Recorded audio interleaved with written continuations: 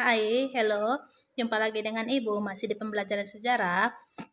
Seperti yang kamu lihat di slide Ibu atau di PowerPoint Ibu, kita akan membahas tentang perang melawan penjajahan kolonial Hindia Belanda. Di sebelumnya, di pertemuan sebelumnya, kita tuh setelah membahas tentang perang melawan penjajahan kolonial Hindia Belanda. Jadi ini kita akan melanjutkan di pertemuan sebelumnya kita membahas 4 perang. Ada Padri, ada Diponegoro, dan lain-lain. Oke, kita akan bahas nomor 5, Perang Bali. Perang Bali terjadi kurun waktu 1846 sampai 1849. Perlawanan yang dilakukan oleh rakyat Bali terhadap Belanda itu disebabkan oleh hal-hal sebagai berikut. Yang pertama, Belanda menuntut dihapuskannya hukum Tawan Karang. Hukum Tawan Karang ini adalah hukum di mana jika ada kapal selain milik orang Bali atau kerajaan Buleleng itu wajib ditawan atau disandra oleh pihak kerajaan Buleleng seperti itu. Jadi Belanda yang saat itu ingin menduduki Bali, dia berusaha menghapuskan hukum Tawan Karang. Ternyata itu tidak bisa karena rakyat Bali itu adalah rakyat yang sangat gigih untuk melawan kolonial atau campur tangan dari bangsa Barat. Yang kedua, Belanda memonopoli perdagangan di Bali seperti perdagangan kelapa. Selanjutnya, Belanda minta izin mengibarkan benderanya di Bali, sedangkan orang rakyat Bali tidak menginginkan hal itu. Yang keempat, Belanda minta agar kekuasaan diakui oleh Bali. Jadi, Belanda menginginkan kekuasaan mereka di Bali itu diakui oleh Raja Bali. Tuntutan tersebut tidak dihiraukan penguasa Bali, khususnya Buleleng. Dalam perang ini, rakyat dipimpin oleh I Gusti Ketut Jelantik dengan pusat pertahanan di Benteng Jayaraga. Pada tahun 1848, Belanda mengadakan serangan yang kedua. Karena yang pertama tidak berhasil, jadi tahun 48 diulangi lagi serangan tersebut, tapi gagal menguasai Benteng Jayaraga. Kenapa Benteng Jayaraga? Karena itu adalah pusat pertahanan dari kerajaan Buleleng, seperti itu. Tetapi Bali ini tidak menyerah begitu saja. Mereka kembali lagi melakukan serangan yang ketiga pada tahun 1849. Belanda berhasil merebut Benteng Jayaraga. Untuk menghadapi serangan Belanda ini, Belanda melakukan perang puputan yang disebut puputan Jagaraga. Puputan ini maksudnya mereka akan berperang sampai titik darah penghabisan. Mereka tidak akan menyerah apapun yang terjadi. Mereka akan mengorbankan hidupnya untuk melawan Belanda seperti itu.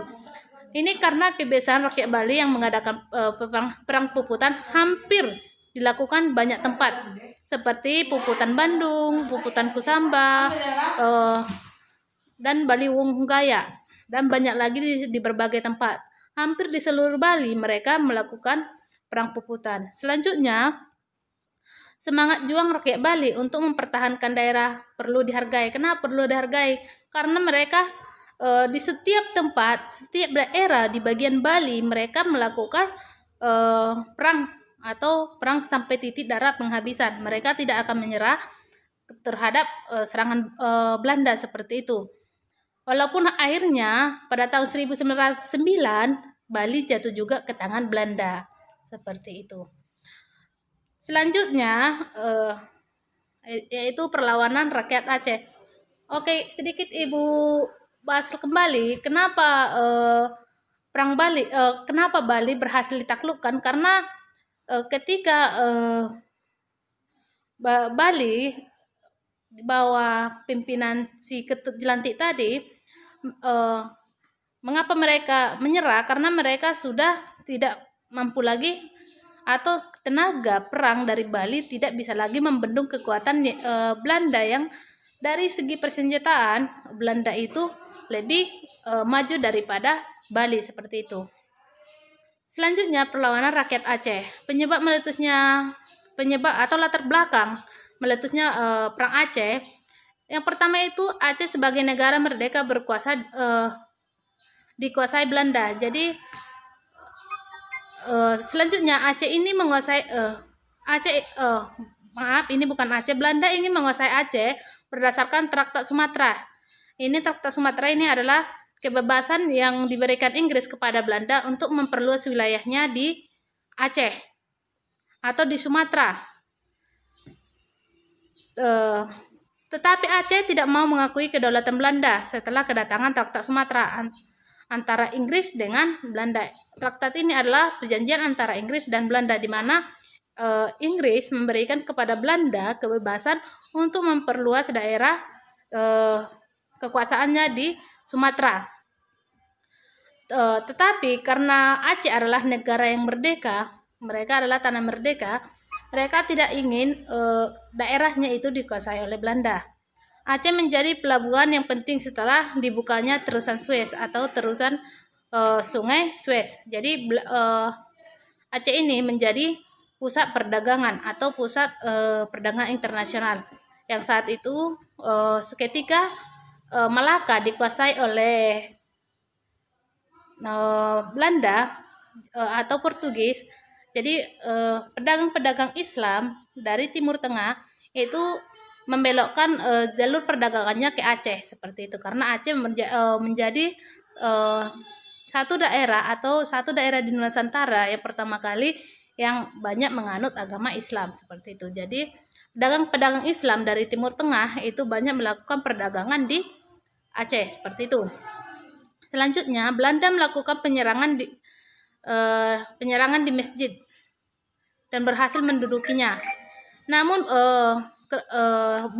Aceh berhasil lagi kembali merebut masjid tersebut. Belanda hanya mampu menduduki daerah sekitaran kota raja dan tidak mampu menguasai daerah di luar keraton seperti itu. Pemimpin Aceh pada saat itu antara lain pemimpin perang Aceh ada si Cut Nyadin, Tengku Umar, Tengku Cik Ditiro, Cut Mutia, dan Habib Abdurrahman. Sangat banyak, ada sekitar 5 pemimpin yang melakukan gerakan atau perang melawan Aceh seperti itu. Selanjutnya perlawanan terjadi dengan cara gerilya atau lewat dari hutan. Mereka Aceh melakukan gerakan serangan dari hutan, tidak terang-terangan di muka umum seperti itu. Mereka melakukan serangan dari dalam hutan atau dari semak-semak. Sedangkan Belanda menggunakan taktik konsentrasi Texel, yaitu memusatkan pasukannya di benteng-benteng sekitaran kota, atau mereka memusatkan pertempuran di pusat kota yang ingin mereka kuasai. Namun mengalami kegagalan. Pemimpin Aceh menggelorakan semangat Fisabilillah. Ini Ibu kalau Fisabilillah Ibu kurang tahu, mungkin yang Muslim tahu apa maksudnya Fisabilillah. Sehingga pasukan berjuang dengan sekuat tenaga dan sangat sulit dipatahkan oleh Belanda karena banyak pemimpin perang yang sangat gigih atau yang sangat ingin membebaskan Aceh dari pengaruh Belanda seperti itu. Perang Aceh merupakan perang terlama yang dihadapi oleh Belanda karena perangnya susah dipadamkan karena mereka melakukan gerakan gerilya atau gerakan dari hutan yang sulit dilacak oleh Belanda. Rakyat Aceh berperang dengan Belanda karena Belanda hendak menguasai Aceh seperti yang kita bahas di sebelumnya, yaitu karena adanya Traktat Sumatera, yaitu pemberian kebebasan memperluas kekuasaan oleh Inggris kepada Belanda yang ditandatangani pada tahun 1871. Pada tahun 1873 Belanda mulai menyerang Aceh dengan mendatangkan 3.000 tentaranya, namun masih gagal. Kemudian akhirnya pada tahun 1873 serangan diulangi lagi dengan mendatangkan 7.000 tentaranya dan berhasil merebut kota raja dan istana Sultan Aceh. Belanda belum mampu memadamkan perlawanan rakyat karena perlawanan rakyat yang bersifat gerilya atau dari hutan, mereka tidak bisa melacaknya. Oleh karena itu Belanda kemudian menggunakan cara seperti mendatangkan ahli Islamnya, yaitu Snok Roze, agak sulit namanya. Jadi ini si Snok ini digunakan untuk mencari bagaimana kelemahan rakyat Aceh seperti itu. Cara ini ternyata cukup ampuh. Di samping dapat mempersempit ruang gerak pasukan rakyat, Belanda mengetahui cara persis latar belakang kehidupan rakyat Aceh. Atas anjuran si Snok itu, Belanda mulai mengadakan serangan militer secara besar-besaran. keluarga para pemimpin perlawanan rakyat tak mampu menyerah, tak mau menyerah. Tapi mereka akhirnya menyerah ketika Belanda menggunakan taktik yang sangat kotor, di mana mereka mengeluarkan pengumuman atau mengeluarkan lupa ibu. Jadi Belanda mengeluarkan pengumuman jika pemimpin dari gerakan Aceh tidak menyerahkan diri, maka keluarga dari pemimpin gerakan tersebut akan diculik dan akan disiksa seperti itu. Sehingga pemimpin ini tidak mau kehilangan keluarganya, sehingga mereka menyerah kepada Belanda. Pada tahun 1903 Sultan Aceh menyerah, demikian juga Panglima Polim yang memimpin gerakan, sehingga perlawanan tersebut semakin melemah karena mereka takut keluarganya diculik oleh Belanda. Raja-raja daerah yang berhasil dikuasai Belanda diikat dengan plakat pendek yang isinya mengakui kedaulatan Belanda atas daerahnya. Tidak akan mengadakan hubungan perdagangan ataupun militer ataupun politik dengan negara lain selain Belanda, atau tidak Aceh tidak bisa berhubungan lagi dengan negara-negara Islam yang ada di Timur Tengah karena sudah sesuai dengan plakat pendek tersebut. Selanjutnya, taat dan patuh pada pemerintah Belanda. Jadi apapun yang dikatakan oleh pemerintah Belanda, Aceh wajib mengikutinya atau melaksanakannya. Kemudian dengan berakhirnya Perang Aceh, maka Aceh tidak lagi negara yang merdeka. Namun keberanian apa yang bisa kita ambil dari Perang Aceh ini, yaitu ada keberanian dan kegigihan pejuang rakyat Aceh yang perlu dihargai. Kenapa perlu dihargai? Karena mereka melakukan perang, mereka tidak menyerah, tetapi mereka terus melakukannya. Mereka menyerah karena mereka tidak mau kehilangan orang-orang yang sangat dicintainya atau keluarganya, karena Belanda mengancam jika mereka tidak menyerah maka yang diculik adalah keluarga dari pemimpin perang tersebut. Selanjutnya Perang Batak.